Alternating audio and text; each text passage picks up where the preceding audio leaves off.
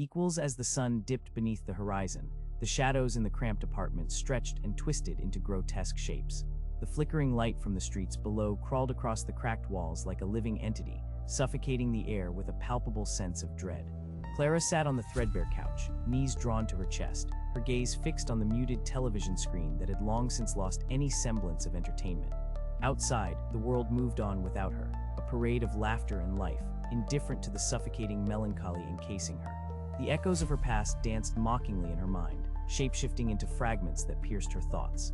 And yet, the memories slipped away like sand through her fingers, their exact forms obscured by time and the weight of regret. It had started so innocuously, with a decision she thought was surmountable, a fleeting moment meant to ease the weight of her reality. She hesitated but chose to push through her ambivalence, driving her into the arms of a dangerous ambition. She'd buried the consequences deep, but they bobbed up beneath the surface, impossible to ignore now. Clara was a woman besieged by contradictions. She meticulously wore the mask of the dutiful employee, the one who turned in reports ahead of deadlines, lent her ear to colleagues haunted by their own ghosts. And yet beneath this well-crafted facade lay a tumult of emotions gnawing at her spirit. Guilt settled in her chest like a stone, a heavy anchor dragging her deeper into despair. The weight of her choice, once a whisper at the back of her mind, took on a thunderous roar, drowning out any vestige of peace. The incident that spiraled her into this abyss involved a fateful decision that would haunt her relentlessly.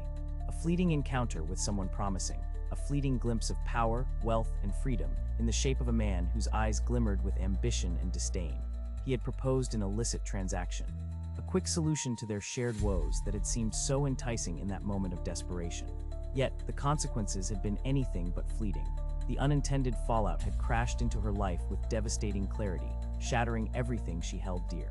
Days turned into weeks, and Clara's nightly refuge became a haze filled with whispered accusations, the voice of her conscience a relentless intruder in her mind. Shadows curled around her, reminders of what she had lost, the family turned away, the friends left behind. They haunted her during the long nights, and each day wore her down further, eroding her resolve, leaving her more adrift.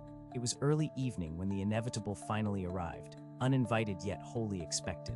A knock, firm and authoritative, shattered the tedious silence of her existence. Clara froze, every instinct in her body urging her to flee, to hide from the reckoning that had come to collect its due. Her heart raced in rhythm with the quiet dread that curled in her stomach, and she rose reluctantly, pushing the door open to reveal a man clad in a crisp suit, an expression etched with a kind of cold determination. "Clara Roberts?" he asked, voice devoid of warmth yet carrying an undeniable weight. The world tilted on its axis in that moment, and she felt herself teetering at the precipice of her own decisions. The man bore evidence of the choices she had shunned, and they stood across from each other's lives, a fragile bridge connecting the ramifications of what had been done. "You need to come with me," he said, and the gravity of those words clawed her insides. There was no escaping the truth. Her choices were laid bare in the cold light of day. This was it, the reckoning. As she stepped forward, the lines of uncertainty blurred into something darker, fate perhaps, or justice.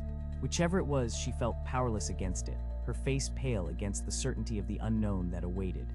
Clara shut her eyes, seeking refuge from the tumult within. Was redemption still possible? Or was this the moment fate finally showed its hand, revealing the true weight of her moral failure? As the door closed behind her, she caught a glimpse of herself in the mirror, a fleeting reflection of the person who had once inhabited this life, now consumed by the shadow of her choices.